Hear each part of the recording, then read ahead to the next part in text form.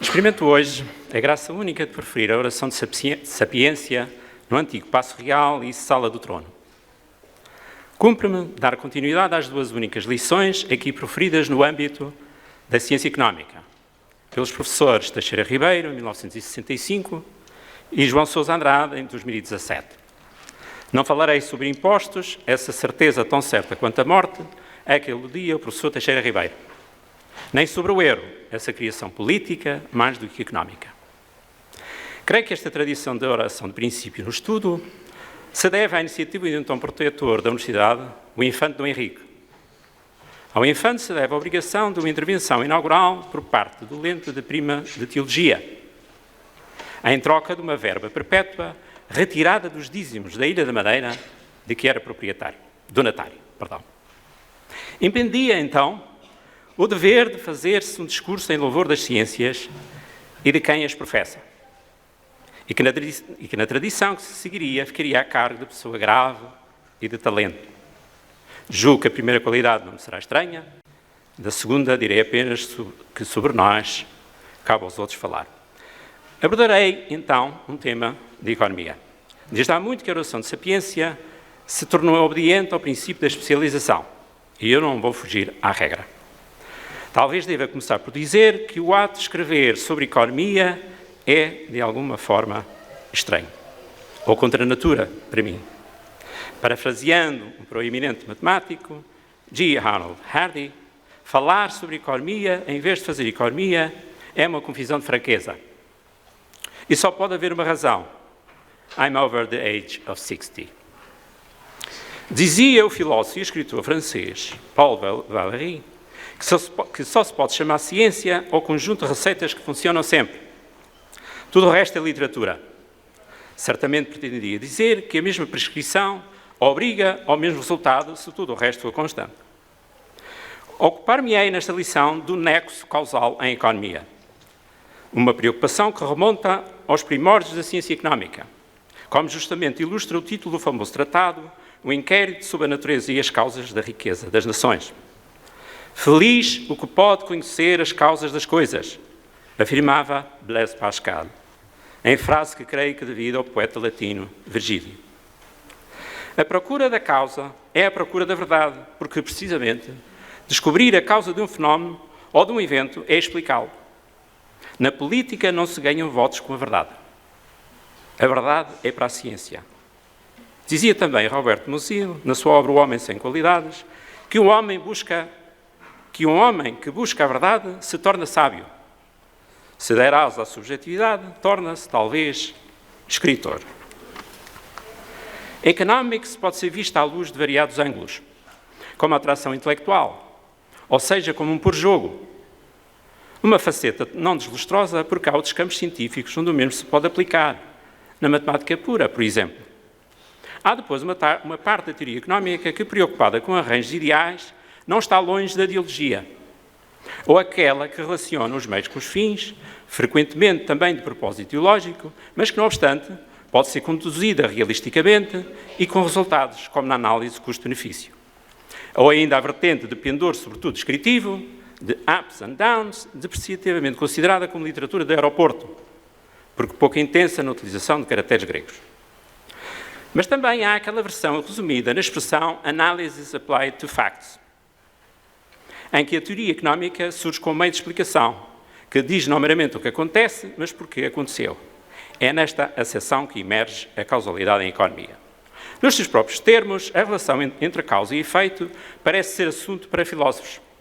E os economistas, em geral, dão-se por satisfeitos pelo facto da discussão fundamental ser alheia. Para que não reste qualquer dúvida, a causalidade é central em economia, se não for por outra razão, porque há demasiada ambiguidade e erro, porventura muito para além do admissível. Em economia, não se pode dizer que o sol nascerá, com toda a certeza, amanhã de manhã, como 2 mais 2 são 4, dizia John Hicks. Em economia não há dessas certezas, o que, na verdade, ou pelo menos em certa medida, como veremos adiante, é uma vantagem ou até um luxo. E também, diga-se, não há certezas em meteorologia ou em medicina, embora com diferentes graus de imponderabilidade. Causa e efeito estão marcados no tempo. Contudo, a preocupação com a explicação dos eventos não obsta é que, para o economista, a preocupação central se situa no presente. E nesta prioridade dada ao presente, o economista distingue-se, creio, do historiador.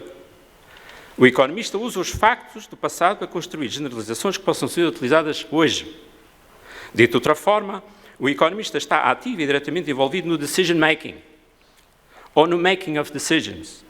Tem, pois, a missão de estudar o passado for the sake of the present e com um olho no futuro, situando por esta via a economia na fronteira das ciências.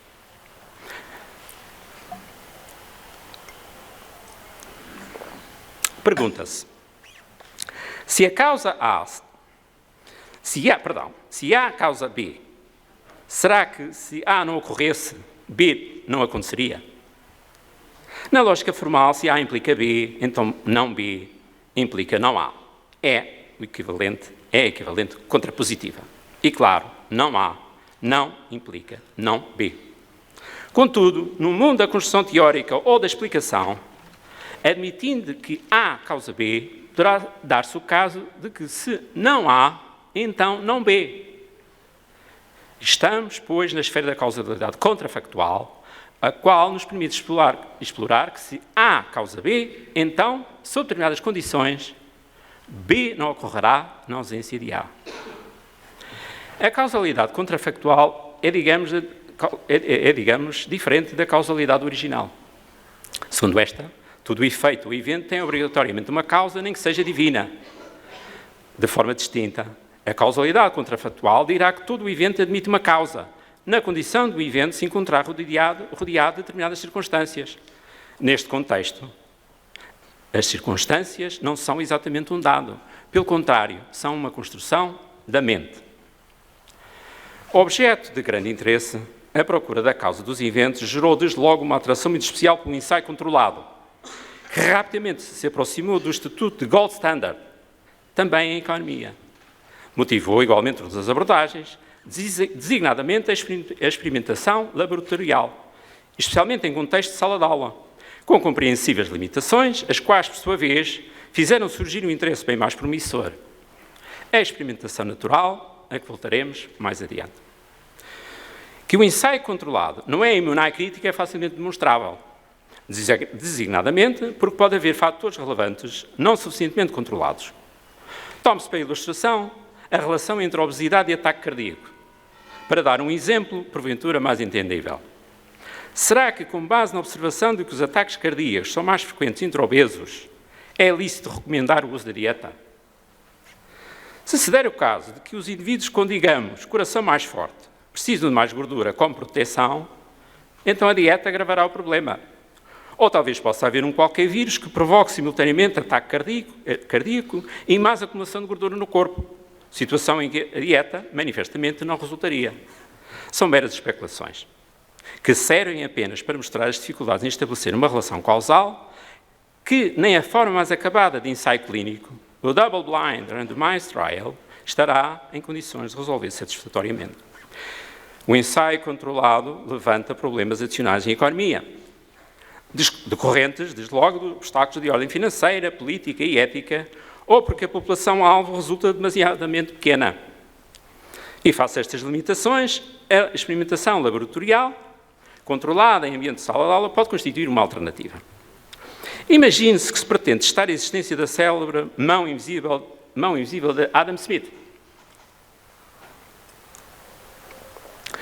Um teste possível à eficiência das decisões descentralizadas consiste em atribuir a cada um dos alunos participantes na experimentação o estatuto de comprador ou vendedor com os respectivos valores ou preços de reserva e ver o que acontece ao fim de um certo número de transações, admitindo que em cada transação compradores e vendedores terão de licitar de acordo com a valorização individual do produto que querem comprar ou vender.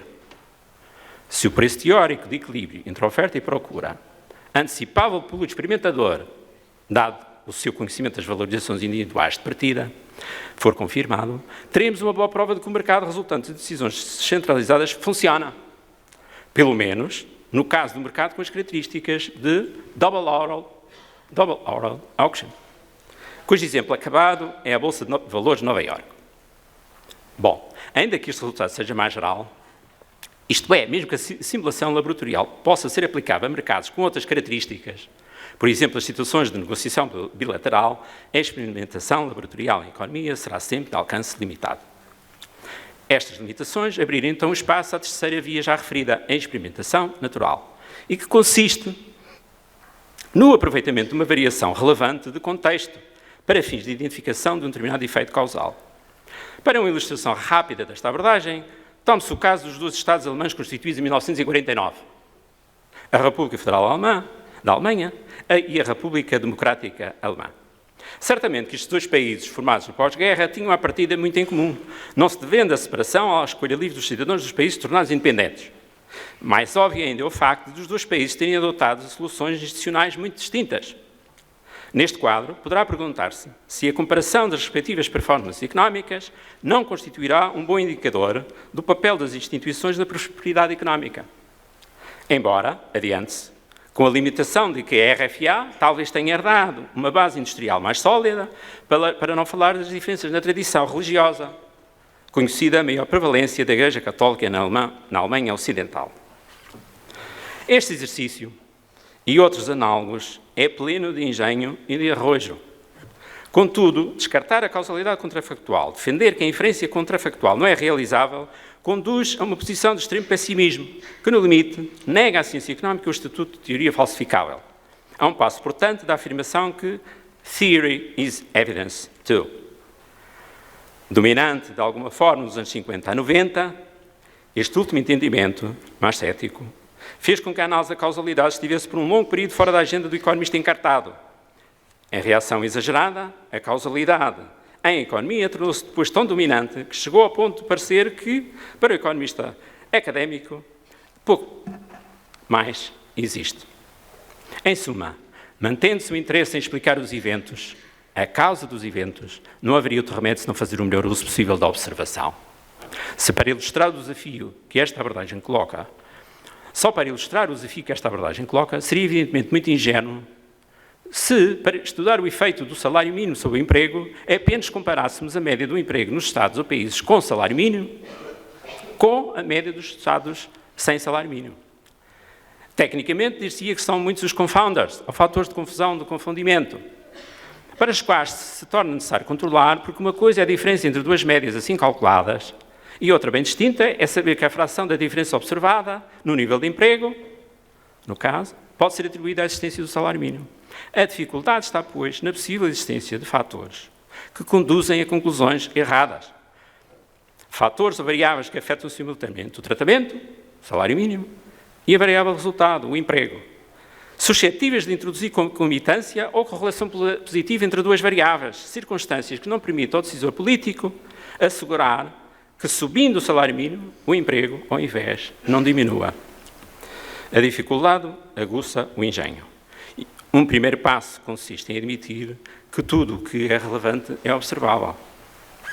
Se participantes e não participantes de um programa de formação profissional, por exemplo, registarem os mesmos valores para os confundidores, então a diferença de resultado entre os dois grupos pode identificar o efeito causal.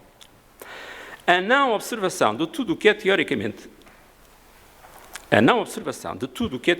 relevante constitui, porém, um extraordinário complicador, para o qual só existe uma solução: a admissão de premissas adicionais.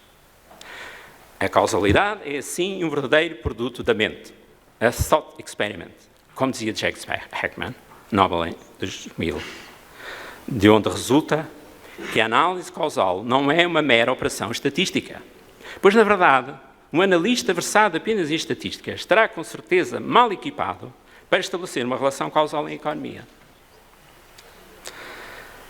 Retome-se, para a primeira ilustração da causalidade contrafactual, o efeito do salário mínimo sobre o emprego.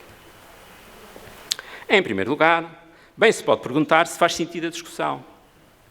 É a famosa afirmação de Joe Stigler, Prémio Nobel em 1982. One evidence of professional integrity of the economist is the fact that it is not possible to enlist good economists to defend minimum wage laws. Com isto, pretendendo, evidentemente, dizer que a subida do salário mínimo leva necessariamente à destruição de empregos. Como poderia a procura não diminuir se o preço aumenta? É assim, facilmente compreensível, a polémica é criada por um estudo célebre de David Card e Alan Kruger, publicado em 1994 na American Economic Review, onde se afirmava perentoriamente: "We find no indication that the rise in the minimum wage reduced employment." Em português, para que fique claro, não há evidência que indique que uma subida no salário mínimo reduz o emprego. Uma polémica logo reavivada com a publicação, no ano seguinte, do livro Myth and Measure, The New Economics of the Minimum Wage, ao ponto de Merton Miller, que com Franco Modigliani foi Prémio Nobel em 1985, em tributo do famoso teorema Modigliani-Miller sobre a estrutura ótima do capital, vira terreiro, em tom acusatório: "I tremble for my profession." James Buchanan, o Prémio Nobel, mais expressivo, dizia: "Fortunately, only a handful of economists are willing to throw over the teaching of 2 centuries." E acrescentava, em linguagem imprópria: "We have not yet become a bevy of camp-following Moors." Este debate acalorado talvez pareça surpreendente, ou até excessivo, mas não tanto assim se tivermos em atenção que estava em causa algo muito importante, a teoria de preços neoclássica. A proposta inovadora de Card e Kruger consistia em explorar as virtudes da experimentação natural, em mostrar que uma subida unilateral do salário mínimo nos pode dizer muito mais do que a teoria standard tradicional. A estratégia de modelação passava então por avaliar o emprego nos restaurantes de comida rápida em New Jersey, antes e depois da intervenção legislativa, que fez aumentar de uma só vez o salário mínimo por hora em quase 20%. Para depois comparar a variação assim obtida com a variação observada nos restaurantes homólogos, situados numa certa vizinhança, mas pertencentes a um outro Estado, a Pensilvânia, onde o salário mínimo não sofreu por lei qualquer modificação no período considerado. Aparentemente contraintuitivo, o efeito não negativo sobre o emprego era antecipável, no sentido em que, desde Joe Robinson, se conhecia que haveria circunstâncias em que, tendo os empregadores poder de monopsónio, isto é, capacidade de pagar ao trabalhador abaixo do que determinaria a sua produtividade, a introdução do preço mínimo obrigatório podia até fazer subir a quantidade de mão de obra a recrutar.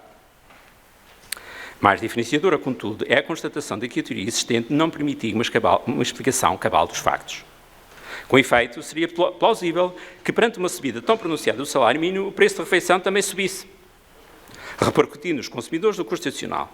Só que esta relação não foi detectada na proporção esperada. De facto, a subida no preço do hambúrguer não foi proporcionalmente maior nas empresas que inicialmente praticavam salários mais baixos.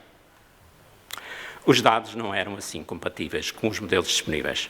Tinham, porém, o condão de gerar novas explicações alternativas, produzidas agora por indução mais do que por dedução.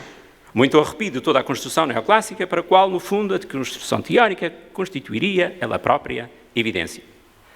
Repare-se que a estratégia de apuramento do efeito causal do salário mínimo passou pela observação de unidades de produção similares, mas sujeitas a diferentes níveis de exposição ao tratamento.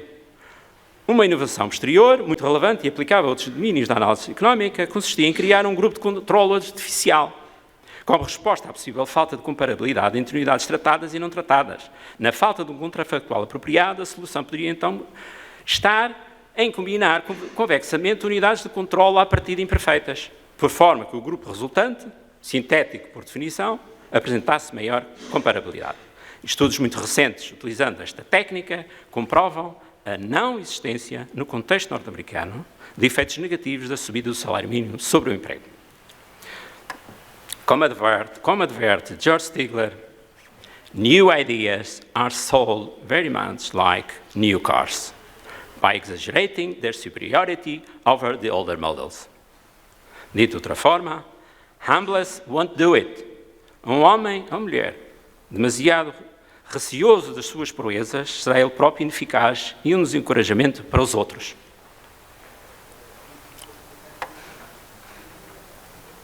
Certamente que há um pouco de tudo isto na atitude dos defensores dos efeitos potencialmente neutrais do salário mínimo, com base em exercício de natureza quase experimental. A polémica essa continua e nem a morte trágica por suicídio de um dos seus autores, Alan Kruger, em 2019, parece ter arrefecido os ânimos. Mas se a ciência económica pretende afirmar-se como policy science, não há outra solução senão clarificar os efeitos causais. Não menos controverso é o efeito causal dos sindicatos sobre o salário. Enquanto voz coletiva, um sindicato influencia as condições de trabalho, os recrutamentos e as separações de trabalhadores e, em alguns contextos, os planos de reestruturação e o investimento das empresas.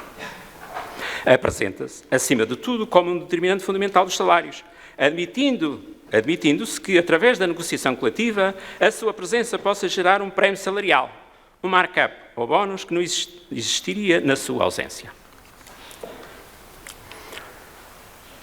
O efeito causal assenta na construção do contrafactual relevante.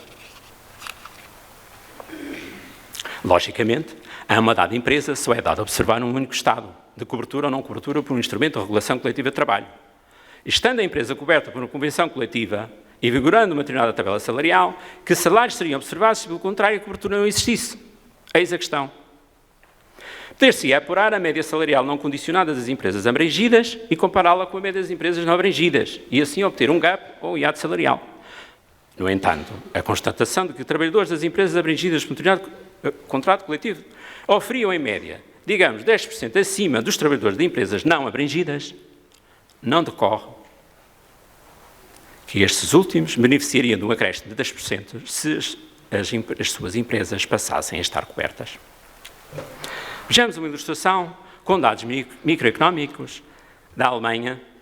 Esse povo de poetas, filósofos e músicos, vede-los alemães, soberbo gado, que por tão largos campos se apacenta, dizia Camões. A Alemanha apresenta um atrativo do ponto de vista analítico. Em nenhum outro país tem tanta relevância a representação no local de trabalho através da presença de comissões de trabalhadores. Betriebsrat. Trata-se, na realidade, de um modelo dual em que coexistem sindicatos e comissões de trabalhadores. Aos sindicatos cabendo a negociação coletiva a nível setorial, incluindo a reivindicação salarial e o direito à greve, enquanto às comissões de trabalhadores fica reservada a negociação das condições concretas de trabalho, sob a obrigação de peace agreement, isto é, sem a possibilidade de recorrer à greve, um direito reservado exclusivamente aos sindicatos. Evidentemente que neste contexto específico poderá haver lugar ao cálculo de dois prémios salariais distintos, associados respectivamente à cobertura por convenção coletiva, via sindicato, e à presença da Comissão de Trabalhadores. Com base em dados da Agência Federal para o Emprego, estimou-se, em trabalho com a autoria, que os respectivos prémios salariais seriam de 5,9% e 6,5%, ao que se juntaria um adicional de 4,3%, caso as duas representações estivessem presentes na empresa. Dito de outra forma, estimou-se que um indivíduo a trabalhar numa empresa com comissões de trabalhadores e abrangida por contratação coletiva ganharia um adicional de aproximadamente 18%, em relação à situação em que os dois tipos de representação estivessem ausentes. A estimação do efeito sindical através da vigência ou não de convenções coletivas é delicada e não ausente de limitações, designadamente em situações em que a taxa de cobertura da contratação coletiva é dominante, por força, por exemplo, de mecanismos de extensão que alargam o âmbito da convenção a empresas e trabalhadores não signatários dos acordos. Felizmente, para o analista, a cobertura da negociação coletiva não é universal. É possível, desde logo, observar entradas e saídas de empresas de acordos coletivos, admitindo-se que, condicionadas as características observadas, a variação de estatuto por parte da empresa é aceitavelmente exógena, estaremos em condições de avaliar o valor do prémio sindical por uma via alternativa. Com efeito, é de crer que a entrada em vigor de um acordo gera um acréscimo salarial em relação à situação em que os trabalhadores continuam não abrangidos. E, simetricamente, a saída de um acordo deverá provocar uma perda salarial em relação à situação em que a cobertura permanece. Neste contexto, tome-se para variável de resultado a média dos salários praticados na empresa e então trata-se de calcular a diferença entre o salário médio dos joiners e dos never members, para utilizar a linguagem anglo-saxónica mais sintética. Ou, simetricamente, a diferença entre leavers e stayers, em que never members e stayers são tomados como os respectivos contrafactuais. A construção dos contrafactuais é decisiva e, mais uma vez, se adopta a hipótese de que, com dados microeconómicos suficientemente ricos, é possível condicionar satisfatoriamente quer os grupos expostos a tratamento, quer os grupos de controle e, desta forma, assegurar que as diferenças salariais estimadas dizem respeito a grupos comparáveis. Utilizando esta estratégia, foi possível apurar que a passagem do cenário de não cobertura para uma situação de cobertura por convenção coletiva faz subir o salário médio entre 3% e 5%. verificando-se uma variação praticamente da mesma magnitude, mas de sinal contrário, no caso da passagem da cobertura para a situação de não cobertura. Posto isto, e perante a dúvida legítima sobre o real efeito da sindicalização via celebração de convenções coletivas, em conjugação ou não com o efeito associado à presença de comissões de trabalhadores, tem cabimento a exploração de outras estratégias alternativas que possibilitem uma estimativa do efeito causal, com porventura menos contaminação. Uma ideia que logo ocorreu a alguns analistas foi a de explorar os resultados eleitorais, em situações em que os trabalhadores são chamados a votar a favor ou contra a representação sindical. Consideremos os casos de votação muito equilibrada, em que a vitória ou derrota se decide por uma pequena margem. Não oferecerão as empresas em que a votação foi desfavorável o contrafactual ideal para as empresas em que a votação, pelo contrário, foi favorável? Se, digamos, por um triz se perdeu e por um triz se ganhou, não será realista presumir que, afinal, o estatuto de participante foi atribuído de forma aproximadamente aleatória? Neste quadro, para estimar o efeito sindical, bastaria então um número suficientemente grande de registros eleitorais. Usando este tipo de experimentação natural, Dinard e Lee concluírem que o prémio sindical nos Estados Unidos da América seria muito pequeno, possivelmente nulo. Um pequeno choque para muitos analistas, ainda hoje descrentes da fiabilidade desta estratégia de identificação. Certamente que se todas as empresas norte-americanas partilhassem desta ideia de que o efeito da sindicalização sobre os salários é negligenciável, não seria compreensível a férrea e persistente campanha contra os sindicatos por parte de muitas empresas e também de governos mais conservadores, bem ilustrada nas palavras de um governador estadual que, perante o respectivo Congresso, em janeiro de 2024, no State of State Address, afirmava: "We will not let our state's economy suffer or become collateral damage as labor unions seek to consume new jobs." E acrescentando, para que não ficassem dúvidas: "We will fight all the way to the gates of hell, and we will win." A ideia de utilizar uma certa descontinuidade nos dados para identificar determinado efeito mostrou-se atrativa em outros domínios. É o caso dos pactos para a competitividade e emprego, acordados entre empresas e trabalhadores. Trata-se, neste caso, de testar os possíveis efeitos originados pela crescente descentralização dos processos de negociação coletiva. Se uma dada redução da taxa de cobertura de contratação coletiva a nível setorial for acompanhada, admitamos, por um aprofundamento da negociação bilateral ao nível da empresa, e daí resultar em benefícios para ambas as partes, talvez se possa falar com propriedade em descentralização organizada, em vez de uma descentralização sem controle. Por definição, um pacto para a competitividade e o emprego é mais do que uma mera concessão negocial.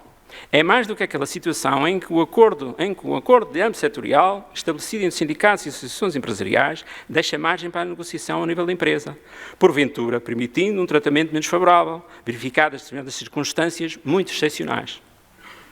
Com efeito, um pacto não é um simples instrumento de flexibilização de acordos setoriais, visando uma melhor adaptação da empresa a situações de especial urgência.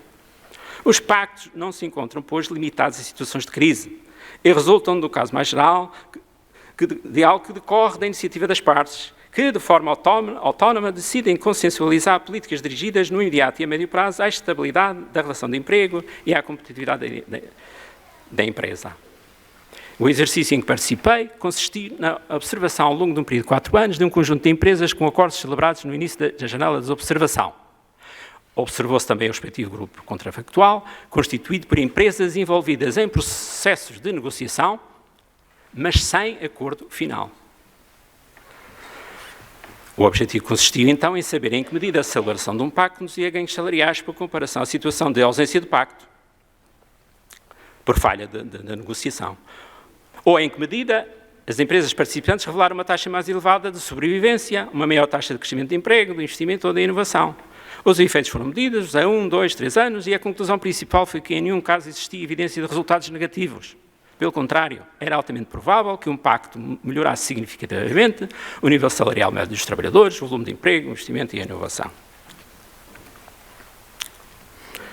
Os pactos para a competitividade e o emprego ilustram a importância de certas práticas de gestão. no contexto de uma determinada relação entre gestão e representação formal dos trabalhadores no local de trabalho. Servem para mostrar os possíveis benefícios resultantes da atuação concertada entre parceiros, as vantagens da cooperação em vez da confrontação. As práticas de gestão poderão ser, assim, analisadas de uma forma mais geral, com ou sem relação direta com o tipo de representação. Sendo bem conhecida a dificuldade em explicar a persistente heterogeneidade nas práticas de gestão, a evidência indica, todavia, que elas podem explicar mais de 20% da variação observada na produtividade, bem acima da percentagem atribuída ao investimento em ID, por exemplo, ou tecnologia da informação ou capital humano. Felizmente, a conjugação de dados de inquéritos com a experimentação natural tem permitido afinar o efeito das práticas de gestão no desempenho das empresas. Tem igualmente permitido avaliar em que medida a gestão pode ser afetada pela regulação das relações laborais. Em termos simplificados, as melhores práticas são intervenções no domínio da gestão de recursos humanos, com destaque para a monitorização e políticas de incentivos. Por definição, as melhores práticas beneficiam a produtividade em todo e qualquer local de trabalho, tratando-se, neste sentido, de verdadeiras práticas científicas de gestão. Há, assim, em primeiro lugar, que inquirir no terreno. Vejamos um exemplo de uma prática de gestão retirada do inquérito às práticas de gestão de 2022, a versão portuguesa do World Management Survey. Cito: em caso de identificação de situações de baixo desempenho, existia algum tipo de consequência para as pessoas ao serviço? E seguem-se 3 opções: programa intensivo de formação, realocação ou colocação noutras funções e cessação do contrato de trabalho. Em segundo lugar, há que recorrer a fontes de informação complementar de natureza longitudinal para a extração de características individuais de trabalhadores e de empresas. Este passo é decisivo porque sem acompanhamento individual não será possível distinguir os méritos de uma dada prática da qualidade intrínseca de um gestor ou de qualquer trabalhador. A qualidade intrínseca do gestor não é observável pelo analista, mas um bom gestor é premiado pelo mercado e oferece um salário mais elevado. O salário é, assim, a valorização das características produtivas e é, obviamente, observável. A qualidade intrínseca pode, assim, ser estimada. Para o efeito, bastante admitir que o atributo acompanha o indivíduo nos seus diferentes postos de trabalho. A condição fundamental é, pois, o registro da mobilidade revelado no mercado de trabalho. E, da mesma forma, se procede para estimar a qualidade intrínseca de não-gestores. Em trabalho recente, utilizando o inquérito das práticas de gestão, em cruzamento com dados económicos, mostramos que o desempenho da empresa depende do uso das melhores práticas, mas também da qualidade média dos gestores e da qualidade média da força de trabalho. Confirmou-se ainda que a adoção de melhores práticas se traduzia sobretudo em políticas diferenciadoras no domínio do recrutamento e seleção e por políticas que permitem fluxos líquidos de trabalhadores favoráveis, isto é, em que a qualidade dos que entram é superior à qualidade dos que saem. Estas correlações podem, no entanto, ser fortalecidas com a utilização de contrafactuais relevantes, tirando partido de fatores externos que possam condicionar a adoção de melhores práticas. Uma possível fonte de variação externa é a intervenção legislativa, que, designadamente no domínio da proteção do trabalho, pode induzir ou dificultar a representação coletiva dos trabalhadores, o seu grau de participação em decisões críticas, ou condicionar o direito à greve, por exemplo. E porque os representantes dos trabalhadores poderão favorecer determinadas políticas salariais em detrimento de outras, e ainda porque os representantes poderão ser mais ou menos favoráveis a políticas de incentivos individuais, resulta que as alterações legais poderão atuar como drivers, isto é, como inibidores ou desbloqueadores das práticas de gestão. Bom, tendo as alterações legislativas uma aplicabilidade geral e sendo a estabilidade das normas a regra, não parece ser possível recolher a variabilidade necessária se a evidência se limitar a um único país. Mas há variabilidade suficiente entre países europeus, o que possibilita a quase experimentação. Um primeiro passo consiste no registro das alterações legislativas, o que pode ser feito através do Labour Regulation Index de Cambridge. Enquanto, para a recolha das práticas de gestão, está disponível o European Company Survey, um inquérito europeu que contempla amostras representativas de estabelecimentos em 28 países, incluindo o Reino Unido. Utilizando estas duas fontes, foi então possível codificar quer as alterações nas legislações nacionais, quer as variações das práticas de gestão ao nível microeconómico, assim se constituindo a base para o exercício da avaliação do impacto do business environment nas práticas de gestão. Perante a evidente dificuldade em comparar realidades nacionais muito distintas, há que puxar de algum trunfo escondido na manga. Se Portugal admitamos introduzir uma alteração legislativa no âmbito da proteção do trabalhador e estivermos interessados em avaliar os seus efeitos nas práticas de gestão, então, na falta de um país imediatamente comparável, poderá lançar-se mão a um contrafactual sintético constituído pela combinação convexa de países selecionados através de um critério admissível. O comparador, assim resultante, apresentará, por construção, um grau de comparabilidade maior, pelo menos do ponto de vista de algumas características relevantes e observáveis. E, se não estivermos totalmente seguros acerca do procedimento, é sempre possível lançar mão aos testes de falsificação, aos placebos, para utilizar de novo a linguagem típica dos ensaios clínicos controlados. No caso dos Estados Unidos, os estudos mostram que a introdução do Right to Work Laws, isto é, a introdução de medidas legislativas desfavoráveis à representação sindical, levou a maior frequência de práticas de gestão com ênfase em incentivos individuais e políticas de recrutamento e despedimento mais seletivas. Para o conjunto dos países da União Europeia e Reino Unido, os resultados da investigação em que participei mostram que mais desproteção dos órgãos representativos dos trabalhadores leva ao uso mais intensivo de práticas baseadas em incentivos individuais, enquanto o aumento da proteção conduz à sua diminuição. As instituições afetam os resultados económicos. É, pois, a conclusão a retirar. É a confirmação, no fundo, da ideia mais geral, segundo a qual a prosperidade económica depende da qualidade das instituições. Uma ideia, curiosamente, já presente em Adam Smith. Regressamos, assim, à causa da riqueza das nações e à ilustração do caso especial das experiências naturais históricas. O que pode, então, explicar a riqueza de uma nação? Acemoglu, Johnson e Robinson. Prémios Nobel em 2024 são perentórios. Good institutions. Claro que, em primeira mão, poderíamos pensar na escolaridade média como fator causante. Com efeito, parece evidente a relação entre taxa de escolarização da população e PIB per capita.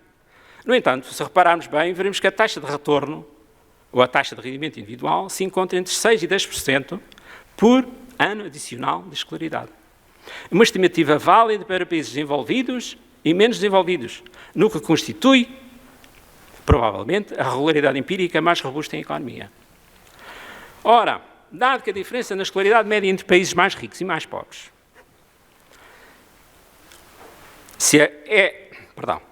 dado que a diferença na escolaridade média entre países mais ricos e países mais pobres é de aproximadamente 8 anos, a existir um papel determinante e causal da escolaridade na explicação da prosperidade económica, tornar-se-ia necessário admitir externalidades do capital humano muito elevadas. Com efeito, Acemoglu e Angus calculam que para se poder explicar a desigualdade entre países ricos e países pobres seriam necessárias externalidades entre 25% e 30%. Não há, todavia, qualquer evidência que aponte para esta ordem de grandeza, situando-se as melhores estimativas entre 1% e 3%. Em todo o caso, para estabelecer uma possível relação entre escolarização e riqueza, é preciso, em primeiro lugar, assegurar que mais escolaridade conduz a rendimentos salariais mais elevados ao longo da vida ativa.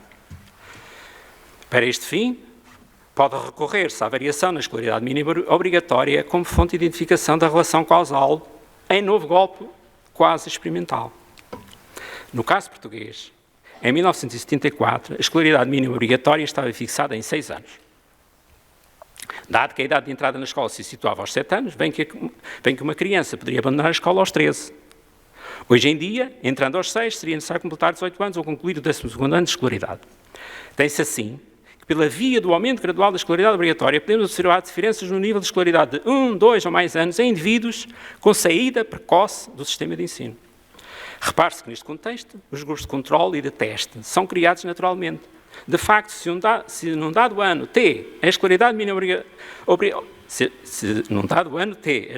mínima obrigar a permanecer na escola até aos 15 anos, em vez de 14, então, no universo dos high school dropouts, os que completarem os 14 anos antes do ano T constituem um grupo de controle, enquanto os que completam 14 anos após o ano T formam um grupo de tratamento.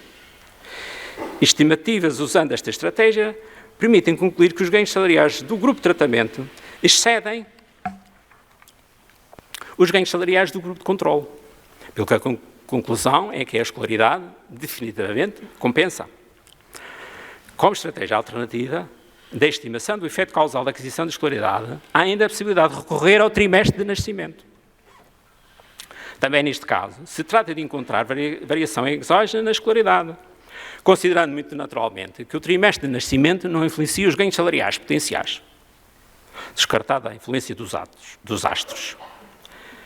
Com efeito, conjugando a idade mínima de entrada na escola com a duração da escolaridade mínima obrigatória, tem-se que os que nascem no primeiro trimestre deverão sair da escola mais cedo, por comparação com aqueles que nascem no quarto trimestre, pelo simples facto de que, tendo os primeiros de entrada relativamente mais velhos, atingem mais depressa o limite de idade de permanência obrigatória na escola. A população-alvo é novamente composta por potenciais dropouts, isto é, por todos aqueles que apenas por obrigação legal se encontram a frequentar a escola. Seguindo esta estratégia, Angus e Kruger chegam a um resultado extraordinário. No grupo-alvo, a taxa individual de retorno por um ano extra de escolaridade encontra-se compreendida entre 6% e 10%. Ou seja, é da mesma ordem de grandeza da estimativa para toda a população. Ficando assim estabelecida a magnitude do efeito causal da escolaridade sobre os ganhos salariais individuais e tendo em conta a presença de externalidades significativamente abaixo da taxa de retorno individual, conclui-se que a causa maior da prosperidade e da desigualdade entre países terá de ser outra que não o nível da escolarização. A hipótese lançada por Acemoglu, Johnson e Robinson, como se disse, é que a causa da riqueza das nações se encontra na qualidade exibida pelas instituições políticas e económicas nacionais, supostamente, e creio que fundamentadamente, muito desiguais.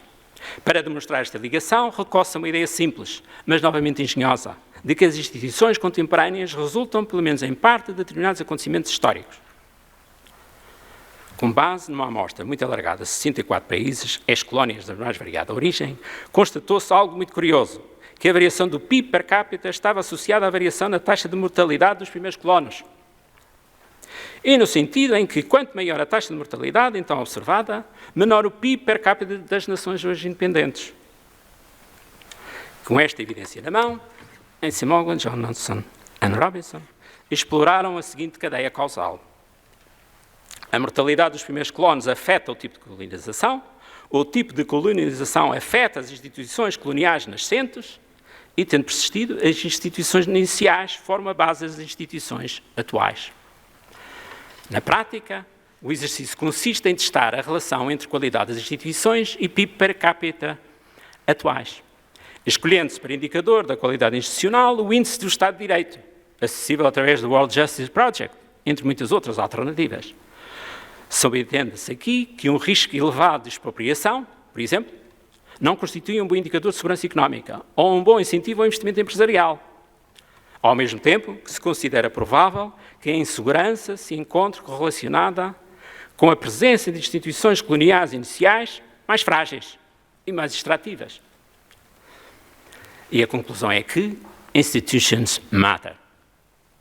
Estimou-se que o efeito causal das instituições sobre a prosperidade económica, metida em PIB per capita em paridade de poder de compra, é da grandeza máxima, ao ponto de, por exemplo, se a Nigéria dispusesse de instituições qualitativamente semelhantes às do Chile, poderia haver multiplicado por 7 o seu PIB per capita.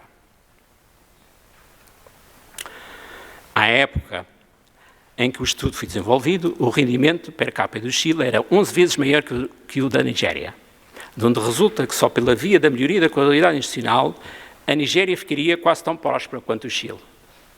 Uma bela narrativa económica.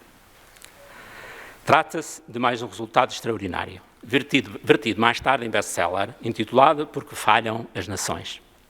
Bastará, contudo, aqui sublinhar a virtude da estratégia de modelação, assente na utilização de um Natural Historical Experiment. Na experimentação natural, com base em chance events, e traduzida na capacidade de mostrar como acontecimentos históricos relevantes, combinados com os métodos da ciência económica, podem ser de grande relevância para a compreensão de fenómenos complexos. Mas que não se encontre aqui qualquer determinismo imobilizador ou predestinação. A causalidade encontrada a partir de um contrafactual construído pela mente, diz respeito ao passado. Não determina as decisões a tomar no presente, visando a defesa do futuro. Determinismo no sentido apenas em que não há eventos que não possamos tentar explicar. E, nessa medida, o exercício contrafactual é verdadeiramente libertador, porque guia o making of decisions. As instituições são alteráveis. E, para nosso espanto, até as democracias morrem, como mostra o último relatório da Democracia 2025, onde se refere que, pela primeira vez nos últimos 30 anos, há no mundo mais autocracias do que democracias. As escolhas estão, pois, sempre em aberto, embora fiquemos prisioneiros, inelutavelmente, das suas consequências.